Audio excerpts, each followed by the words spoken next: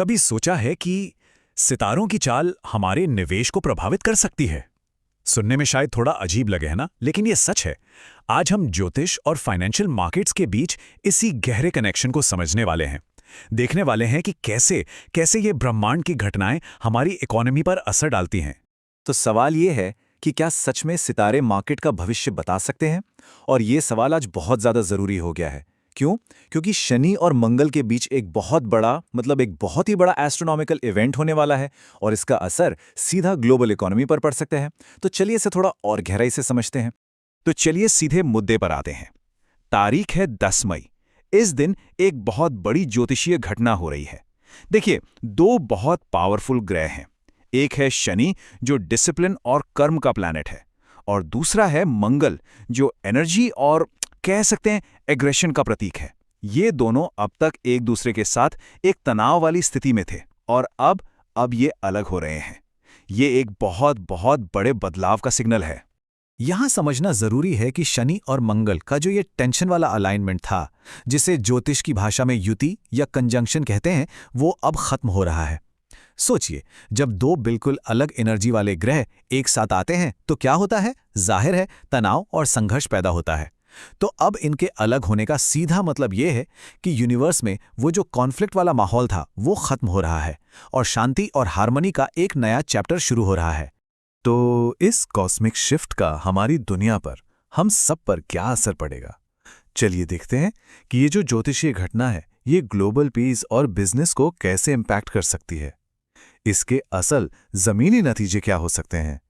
क्योंकि एक बात हमेशा याद रखनी चाहिए, जैसा ऊपर ब्रह्मांड में होता है, ठीक वैसा ही नीचे हमारी दुनिया में भी होता है। इसे एक डोमिनो इफेक्ट की तरह समझिए। सबसे पहले क्या होता है? ग्रहों का टेंशन कम होता है। फिर दुनिया भर में जो जियोपॉलिटिकल लड़ाइयां चल रही हैं, उनमें कमी आने लगती है। इससे क्या होता है? एक स्टेबल माहौल बनता है ना, चूंकि बिजनेस के लिए, ट्रेड के लिए एकदम परफेक्ट है। और इसका फाइनल रिजल्ट क्या है?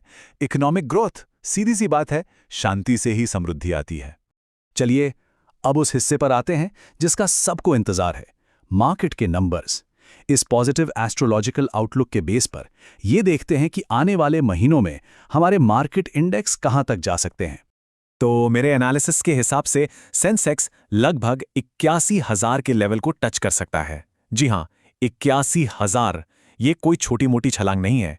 ये मार्केट में एक जबरदस्त तेजी का, एक बुल रन का साफ साफ इशारा है, और इसकी एनर्जी इसी ग्रहीय बदलाव से आ रही है।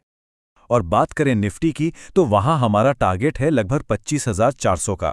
तो ये दोनों आंकड़े मिलकर मार्केट की एक बहुत ही पॉजिटिव, एक बहुत ही बुलिश पिक्चर बना रहे हैं। यकीनन आने वाले महीनों में सभी इन्वेस्टर्स की नजरें इन्हीं लेवल्स पर टिकी रहेंगी। ठीक है, तो सवाल ये उठता है कि इस जानकारी का फायदा कैसे उठाया जाए। अब हम सिर्फ फोरकास्टिंग से आगे बढ़कर कुछ प्रैक्टिकल सलाह पर बात करेंगे, ताकि इस आने वाली तेजी का पूरा फायदा लिया जा सके। इस मार्केट में कामयाबी के लिए बस 3 बातें ध्यान में रखनी हैं। पहली, इमोशंस में आके कोई फैसला नहीं लेना है, बल्कि ठंडे दिमाग से सोच समझकर इन्वेस्ट करना है। दूसरी, जब भी मौका मिले थोड़ा थोड़ा मुनाफा निकालते रहना है, इसे ही तो प्रॉफिट बुकिंग कहते हैं। और तीसरी और सबसे जरूरी बात, मार्केट और दुनिया भर में क्या चल रहा है, इस पर हमेशा नजर रखनी है। लेकिन एक मिनट, एक बहुत जरूरी बात है जो समझनी होगी।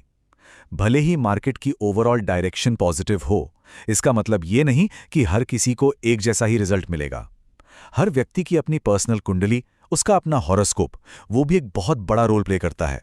देखिए, ये जो हमने अभी बात की, ये एक जनरल मार्केट आउटलुक है, एक बड़ी तस्वीर है। लेकिन अगर किसी को अपनी इन्वेस्टमेंट पोटेंशियल को मैक्सिमाइज करना है, तो उसके लिए अपनी पर्सनल कुंडली का एनालिसिस करवाना जरूरी हो जाता है। वही सही रास्ता दिखा सकती है कि ये जो सुनहरा दौर आ रहा है, वो किसी व्यक्ति के लिए पर्सनली क्या मौके लेकर आ रहा है। तो आखिर में बस यही कहूंगा कि मार्केट एक बहुत बड़े कॉस्मिक गेम की तरह है, और हर इंसान की पर्सनल कुंडली उस गेम में उसकी अपनी स्ट्रैटेजी बुक है। तो क्या ये जानना दिलचस्प नहीं होगा कि किसी के सितारे उसके फाइनेंशियल फ्यूचर के बारे में क्या कह रहे हैं?